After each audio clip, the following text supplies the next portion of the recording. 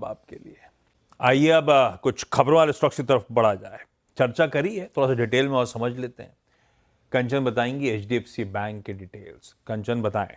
जी, HDFC bank की बात करी जाए तो ये इंडिया का सेकेंड लार्जेस्ट बैंक है बाय एसेट। उसने अपने सेविंग अकाउंट्स के ऊपर जो इंटरेस्ट रेट है उसको 25 बेसिस पॉइंट तक काट दिया है, यानी कि जो नए सेविंग इंटरेस्ट रेट्स हैं वो है 2.75% का। अगर इसको कंपेयर करा जाए इसके पेयर से, यानी कि जो इसके मेजर पेयर हैं ICICI बैंक और एक्सिस बैंक, वो इस टाइम पे 3% का जो इंटरेस्ट रेट है वो ऑफर कर रहे हैं। इसके साथ ही साथ हमने देखा है पिछले कुछ टाइम से, यानी कि 2023 से जब से इसने अपने होम लोन पेरेंट HDFC को टेक ओवर किया है, तब से ये गार्नर करने की कोशिश कर रहा है कि ज्यादा से ज्यादा टर्म डिपॉजिट को लाया जाए। HDFC bank 25 basis point deposit दरों में कटौती कर चुका है। 12 अप्रैल से इफेक्टिव हो गई है, 2.25% पे आ गई है। बढ़िया खबर है भैया, बढ़िया सस्ते में पैसा मिलता रहेगा इनको अगर डिपॉजिट मोबिलाइजेशन इन दरों में कंटिन्यू कर गया तो। लेकिन श्रेया, ब्रोकरेज क्या करेंगे HDFC बैंक को लेकर? जी, गुड मॉर्निंग एवरीवन। गोल्डमैन की रिपोर्ट आई है HDFC बैंक पर और इन्होंने बाय की कॉल रखी है। टारगेट प्राइस की बात करें तो 2087 रुपये प्रति शेयर का टारगेट प्राइस रख दिया, यानी कि लास्ट ट्रेडिंग प्राइस से देखें आप तो 15% का अपसाइड पोटेंशियल HDFC बैंक में गोल्डमैन को नजर आ रहा है। खबर हमने कंचन से समझी। रेपो रेट में कटौती के बाद HDFC बैंक ने भी सेविंग रेट में कटौती की है 25 बेसिस पॉइंट की, और HDFC बैंक अब सेविंग अकाउंट में 50 लाख रुपए के कम बैलेंस पर 2.75% ब्याज देगा, जो कि पहले 3% था। वहीं 50 लाख रुपए या उससे ज़्यादा बैलेंस वालों को अब 3.25% मिलेगा, जो कि पहले 3.50% था। जून 2020 के बाद आप ध्यान दें तो बैंक की तरफ से ये पहला कट है। इनफैक्ट आप बात करें गोल्डमैन की तो उन्होंने ये बहुत ही पॉजिटिवली लिया है। उनका मानना है कि इससे डिपॉजिट ग्रोथ में कॉन्फिडेंस दिख रहा है, साथ ही मार्जिन पर भी कम दबाव देखने को मिलेगा, इसलिए फिलहाल HDFC बाई है। गाबा सर, दिग्गज HDFC बैंक बढ़िया है, डिपॉजिट सस्ते में तो सीधे सीधे एनआईएम्स में, मार्जिन्स में इंप्रूवमेंट देखने को मिलेगा। पॉजिटिव खबर तो है। आप कैसे देख रहे हो चार्ट के समीकरण? बिल्कुल, HDFC बैंक बाय मोड पर है। 3 हफ्ते से हम गिरावट देख रहे हैं, फिर एक अप मिल रहा है, बाउंस बैक तो है। तो काफी हद तक 1750 1780 सपोर्ट बहुत ही स्ट्रॉन्ग सपोर्ट हो रहा है।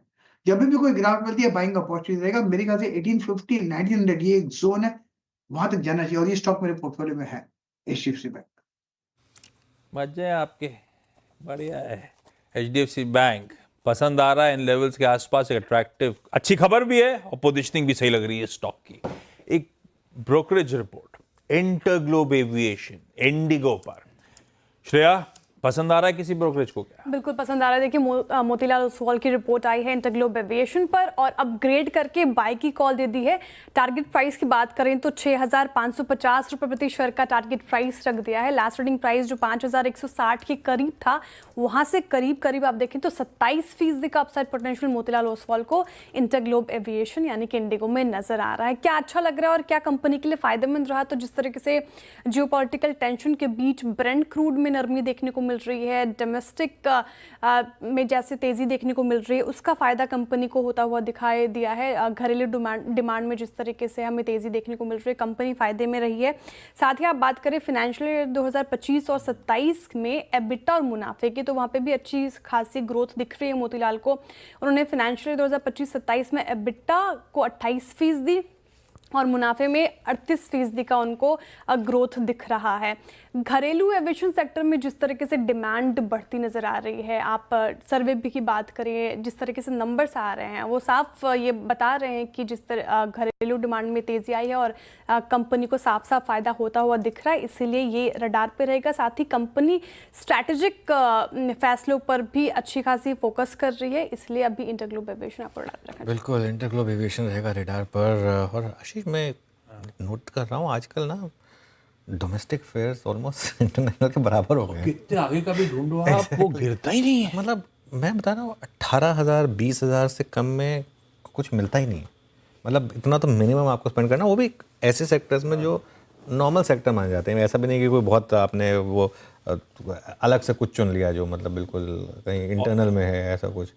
उसके बाद और फ्लाइट भी खचाखच भरी है, और फ्लाइट फेयर्स के बाद फ्लाइट कहीं भी सीट खाली हो, तभी तो फेयर है ऊपर है ना, क्योंकि उस फेयर के बावजूद अगर लोग डिमांड है और लोग देने को तैयार हैं। उस दिन वो विजय किड़ा जी ने बहुत अच्छी बात कही थी कि अब मतलब उसको किसी दूसरे तरीके से मत लीजिए। उन्होंने कहा था कि आज की डेट में एयरपोर्ट वही है जो 20 साल पहले रेलवे स्टेशन हुआ करता था, है ना। बिल्कुल, मतलब आज की डेट में हर कोई ट्रैवल जो है वो यहीं से कर रहा है।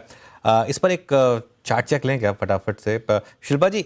इंटरग्लोब एविएशन लगातार ऑल टाइम हाई लगाने वाला स्टॉक। अच्छा, एक और चीज़ हुई ये पिछले हफ्ते, ये दुनिया की सबसे वैल्यूएबल एविएशन कंपनी बनी लिस्टेड मार्केट कैप के हिसाब से। चार्टिकली क्या व्यू लग रहा है यहाँ पर? जी बिल्कुल अनुज जी, यहाँ पे कंटिन्यूअस अपसाइड है। यहाँ पे अगर आप देखेंगे तो 5500 तक के भी अपसाइड बहुत इजीली ओपन है। तो यहाँ पे अगर आपको थोड़ा ऑन डिक्लाइंस पे टुवर्ड्स 5000 4950 मिले तो भी आप ले सकते हैं। एक 4800 का एक अच्छा पोजिशनल स्टॉप लॉस है और यहाँ से मुझे लगता है 5500 इसके टारगेट्स है। 5500 टेक्निकली, एल्स वो जो ब्रोकरेज रिपोर्ट है वो कह रही है 6550, यानी कि 25-30% के आसपास का अपसाइड इन लेवल से फंडामेंटली नजर आता है। डोमेस्टिक का राज्य है, पर जब भैती साहब आपको विदेश जाना होगा तो इससे तो नहीं उड़ रहे होगे, है ना? नहीं आशीष जी, इंडिगो से नहीं बुकिंग किया है। कब जाना कब है जी नेक्स्ट मंथ। बढ़िया है। कुछ रिजल्ट्स और अपडेट्स आए हुए हैं कंचन, कौन कौन से? जी, शुरुआत करते हैं रिजल्ट के साथ। ओरिएंट सीमेंट ने रिजल्ट अपने पेश किए हैं। नंबर्स यहाँ पे अच्छे दिखाई नहीं दे रहे हैं। रेवेन्यू की बात करी जाए तो 825 करोड़ पे जो रेवेन्यू है साल दर साल हमें रजिस्टर होता हुआ दिखाई दिया है, जो कि था पिछले साल 888 करोड़ का, यानी कि 7% का डाउन साइड यहाँ पे देखने को मिल रहा है। कंपनी की प्रॉफिटेबिलिटी में भी एक बड़ा डेंट आता हुआ दिखाई दिया है, 38% ये भी कॉन्ट्रैक्ट होता हुआ दिखाई दिया है। इस टाइम पे अगर एबिटा और कंपनी के मार्जिन देखे जाए तो वो भी काफी तेजी से गिरते हुए नजर आए हैं। कंपनी का जो एबिटा है वो 30% गिरा है, वहीं कंपनी के मार्जिन्स भी हमें 5% तक कॉन्ट्रैक्ट होते हुए दिखाई दिए हैं। इसके अलावा अगर एनसीएल इंडस्ट्री के अपडेट्स की बात करी जाए तो यहाँ पे भी नंबर्स हमें कुछ ल्यूक्रेटिव नजर नहीं आ रहे हैं। दो ही फ्रंट्स है जहाँ पे नंबर्स पॉजिटिव साइड में है, बाकी सारी जगह नंबर नेगेटिव डाउन ट्रेंड में बने हुए हैं। सीमेंट प्रोडक्शन में 8% की तेजी देखने को मिली है, वहीं जो सीमेंट सेल्स है वो 7% तक बढ़ती हुई नजर आई है। लेकिन अगर सीमेंट बोर्ड प्रोडक्शन देखा जाए तो वहाँ पे 5% की कटौती है, इसकी सेल्स में 6% की कटौती है। आरएमसी प्रोडक्शन और सेल्स दोनों ही यहाँ पे 14% तक हमें गिरते हुए नजर आए हैं, और जो डोज का प्रोडक्शन और सेल्स है वो भी 23% के डेंट यहाँ पे लगते हुए नजर आए हैं। मेरे ख्याल से सूला का भी आया था, हाँ है ना? सूला के रिजल्ट्स आ गए थे फ्राइडे को ही। हाँ, रिजल्ट्स आ गए थे और रिजल्ट्स इतने ल्यूक्रेटिव सुला के यहाँ पे दिखाई नहीं दिए थे। केवल जो वाइन टूरिज्म है वहाँ पे हमें एक बढ़ोतरी देखने को मिली थी सुला वाइन यार्ड्स के, लेकिन बाकी के सारे ही फ्रंट्स में कंपनी का जो रेवेन्यू है वो डेंट खाता हुआ नजर आया था। ओके, ये रखिए स्टॉक्स रेडार पे भाई, कमजोर नतीजे उसके। इनमें फिर आगे कभी चर्चा कर लेंगे, ऐसे कोई इंपॉर्टेंट नहीं जिसपे अपन एक्सपर्ट का व्यू लेकर आए। इस समय फार्मास्यूटिकल्स सेक्टर वाइज तो अभी भी सरदर्द ओवरहैंग है, क्योंकि ट्रम्प साहब रह के बोलते रहते हैं सेक्टोरली फार्मा को हम तगड़ा टैरिफ लगाएंगे, लेकिन अभी तो खबरों का सिलसिला बना हुआ है। कई सारे स्टॉक्स रिलेटेड डेवलपमेंट्स हैं। कंचन, कौन कौन से? जी, शुरुआत करते हैं जाइडस लाइफ साइंस के साथ। बेसिकली यूएस एफडीए से इनको अप्रूवल मिला है। इनकी जो दवा है डेफ्लाजाकॉर्ड टेबलेट के लिए, इसकी स्ट्रेंथ है 6 mg, 18, 30 और 36 mg। बेसिकली जो दवाई है वो जो छोटे बच्चे और जो यंग अडल्ट होते हैं उनकी जो मसल में प्रॉब्लम आती है उसको ट्रीट करने के काम आती है। साथ ही साथ ऑरबिंदो फार्मा को आज आपको अपने रडार पे रखना है। इनको भी यूएस एफडीए से अप्रूवल मिल गया है रिवारोक्सेबैन के लिए। बेसिकली ये जेनरिक दवाई है जेलरेटो की, और ये जो काम आती है जिस टाइम पे ब्लड में क्लॉटिंग हो जाती है उसको थिनर करने के लिए। दोनों को यूएसएफडीए से मंजूरियां आती हुई, और विंडो फार्मा ने तो ड्रग की डिटेल्स भी शेयर करी है। मेरे ख्याल से 400-450 मिलियन डॉलर्स के आसपास यूएस का मार्केट साइज है जिस ड्रग की इनको मंजूरी मिलती हुई। तो उस स्टॉक का चेक ले लेते हैं। मानस, और विंडो फार्मा चार्ट्स पे प्लेसमेंट कैसा नजर आ रहा है साहब? देखिए, ऑरो फार्मा में एक रेजिस्टेंस है। अगर आप देखें तो 10 डे मूविंग एवरेज और 20 डे मूविंग एवरेज ये 1105 से 1125 की रेंज में आते हैं। तो अगर 1125 के ऊपर का ब्रेकआउट ऑरो फार्मा में देखने को मिले तब खरीदारी करेंगे, उससे पहले खरीदारी नहीं करेंगे। अगर 1125 का लेवल ब्रेक होगा तो आई थिंक नेक्स्ट टारगेट 1220 के आसपास का हो सकता है। ओके, अच्छा, फ्राइडे को दिन अच्छा था। अच्छी खबर पे गैप के साथ शुरुआत हुई। सारे सेक्टोरल पॉकेट्स इन ग्रीन थे, पर गेन्स को लीड करा था मेटल्स ने, क्योंकि ग्लोबल संकेत बदल रहे थे। तो मेटल्स तगड़ा मूव दिखाते हुए नजर आए थे। एक ब्रोकरेज रिपोर्ट भी आई हुई। श्रेया, कोई मेटल पसंद आ रहा है क्या? पिकविक है क्या? जी, पिक्स भी हैं और सिटी ने पूरे मेटल एंड माइनिंग स्पेस पर ही अपनी रिपोर्ट निकाली। एक बार करके रख देती हूँ मैं। 2 कैटेगरीज में निकाली उन्होंने, नॉन फेरस और फेरस कैटेगरी में। नॉन फेरस कैटेगरी में हिंडाल्को उनको अच्छा लग रहा है और उस पर ओवरवेट है फिलहाल, जिस लेवल पर वो ट्रेड कर रहा है हिंडाल्को उनको पसंद आ रहा है। वही वेदांता में उनको और डाउनसाइड रिस्क दिख रहा है, साथ ही Q4 की नतीजों को लेकर भी वो असमंजस हैं, वहाँ पे भी उनको वीकनेस नज़र आ रही है फिलहाल। वेदांता उतना अच्छा नहीं लग रहा, लेकिन हिंदुस्तान जिंक पर भी वो अंडरवेट है और उनका मानना है कि स्टॉक अभी एक्सपेंसिव लग रहा है, इसलिए हिंदुस्तान जिंक भी अभी अवॉइड है उनकी तरफ से। फेरस कैटेगरी की बात करें तो 3 सिनेरियोस पे डिपेंड करता है, स्पॉट, इंपोर्ट पैरिटी और फाइनेंशियल 2026-20 के लेवल्स। अगर स्पॉट में कमजोरी आती है तो रिस्क बढ़ सकता है उनका मानना है, और स्पॉट होल्ड करता है तो सेल सबसे ज़्यादा अच्छी ग्रोथ दिखा सकता है। उसके बाद टाटा स्टील उनकी दूसरी पिक है, JSW स्टील और JSP ऑलरेडी रिफ्लेक्ट कर रहे हैं स्पॉट प्राइसिंग, साथ ही ये सारे स्टॉक्स को आपके रडार पर रखना चाहिए। रखिए ये स्टॉक्स रडार पे भाई। मेटल्स का अच्छा कमबैक हुआ है, लेकिन अब इनके फंडामेंटल्स टटोलो की ग्लोबल समीकरण समझो, ये लार्जली तो ग्लोबल मूड पे रिएक्ट करते हैं। गौरांग सर, ऐसे में फ्राइडे को तो अच्छा रिएक्शन था और कई सारे मेटल स्टॉक्स हिंडाल्को वगैरह हाई से तो बहुत तगड़ा करेक्ट होकर कामकाज कर रहे हैं। मेटल्स में कुछ तेजी करने का मन, कोई प्रिफर्ड स्टॉक आपका? आशीष, देखिए, तेजी करना है तो निवेश करके लंबी अवधि के लिए, और अगर आप धातु क्षेत्र में निवेश करते हैं तो हमारी राय में आपके पास 2-2.5 साल की समय सीमा होनी चाहिए। देखिए, जो भी परिवर्तन हो रहा है अंतर्राष्ट्रीय स्तर पर, अमेरिका, चाइना और बाकी अन्य देशों को लेकर के, और चाइना एक हमेशा ऐसा देश है जो परिस्थितियों के हिसाब से अपनी नीतियों में बदलाव करता है, और ये जो परिस्थिति खड़ी हो रही है उससे शायद थोड़ा बहुत है या डर ऐसा भी है कि डंपिंग हो जाएगी, और हमारा देश तो पहले ही टारगेट पे आ जाता है, निशाने पे आ जाता है जहां तक डंपिंग का सवाल है। तो छोटी मध्यम अवधि में इन सब कारणों को लेकर दिक्कत आ सकती है। अगर सरकार की तरफ से पहले जैसे नीतियों में बदलाव किया था, anti dumping duty, minimum import duty में इजाफे किए गए थे, या बाकी अन्य कदम उठाते हैं, तो थोड़ी बहुत सकारात्मक परिस्थिति स्थानीय हमारे देश में जो धातु उत्पादन वाले कंपनियां उनको हो सकता है। हमारी राय Tata steel, JSW steel, JSPL, Hindalco, Vedanta, Hindustan zinc, NMDC, इन सब है, मगर ये सब बुनियादी तर्क के आधार पे लंबी अवधि के। एक ही सेक्टर निवेश करिए भैया, पैसे तो बचेंगे नहीं। गौरांग सर को इतनी सारी चीजें पसंद आ रही हैं, लेकिन अगर चुनना है तो ये सब फंडामेंटली स्ट्रॉन्ग स्टॉक्स हैं जो उनको पसंद आ रहे हैं लंबी अवधि के लिहाज से। गौरांग सर ने पहले ही स्पेसिफाई कर दिया है। बैती साहब, लार्सन एंड टुब्रो की चार्ट खोल के रखना आप जरा। दिग्गज मजा नहीं आ रहा आजकल, मामला ठंडा पड़ा हुआ है इसका। श्रेया, लेकिन ब्रोकरेज क्या कह रही हैं? ब्रोकरेजेस ने होल्ड की कॉल दी है। HSBC की रिपोर्ट आई LNT पर और उन्होंने होल्ड की कॉल दे दी है। टारगेट प्राइस 3,600 रुपये प्रति शेयर का टारगेट प्राइस रखा है, यानी कि लास्ट ट्रेडिंग प्राइस से लगभग 15% का अपसाइड पोटेंशियल HSBC को LNT में नजर आ रहा है। उनका मानना है कि Q4 में अच्छा प्रदर्शन कर सकती है कंपनी, इसलिए आपको रडार पर रखना चाहिए। फाइनेंशियल 2026 की गाइडेंस भी दी उन्होंने।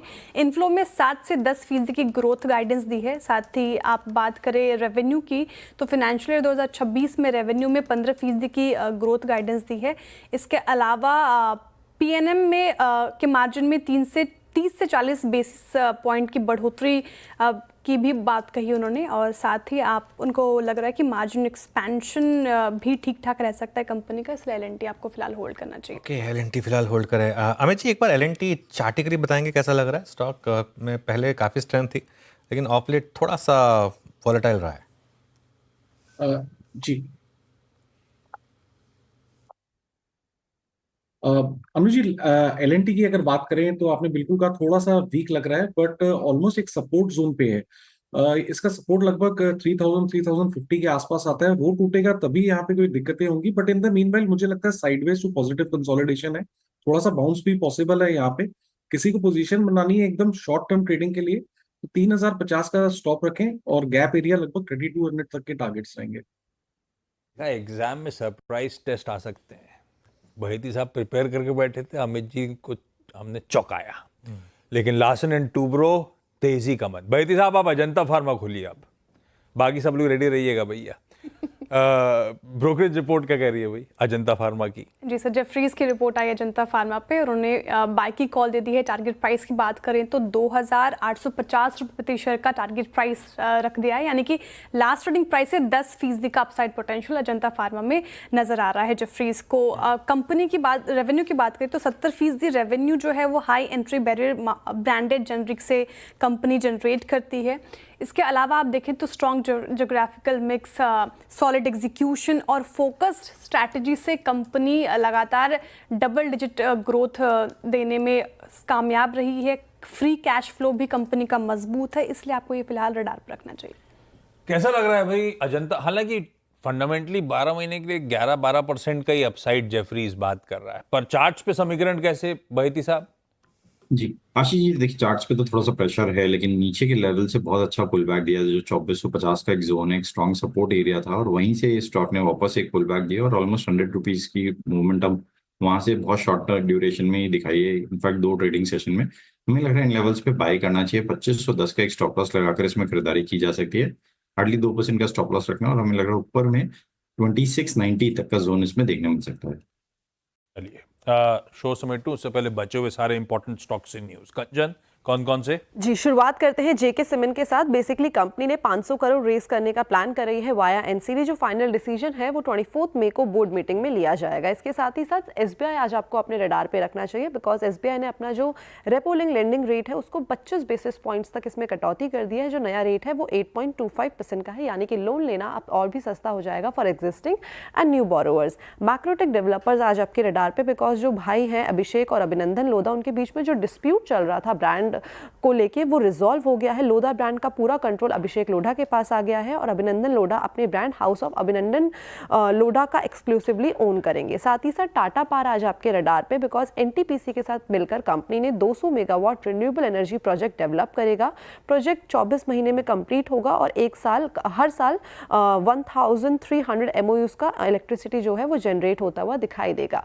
साइंट आज आपको रडार पे रखना है, बिकॉज नॉर्वे के ग्रीन हाइड्रोजन प्रोजेक्ट के लिए कंपनी को कॉन्ट्रैक्ट मिला है। बेसिकली नॉर्वे में हाइड्रोजन प्लांट डेवलप करने में कंपनी जो है वो मदद करने वाली है। प्रोजेक्ट पार्टनर है ग्रीन एज और लक्सकारा जेवी। साथ ही साथ इन्फो एज, बिकॉज 7 मई को डिसाइड किया जाएगा कि रिकॉर्ड डेट क्या है for the stock split. Havells आज रडार पे 600 करोड़ का इन्वेस्ट करेगा गुजरात की गोल्डी सोलर एनर्जी में, और इसका जो टोटल फंड रेजिंग है वो है 1300 करोड़ का। चलिए रखिए स्टॉक्स रडार पे। इस नोट पर मुनाफे की तैयारी समेटते हैं। 10 तक देंगे आज के पहला सौदा में।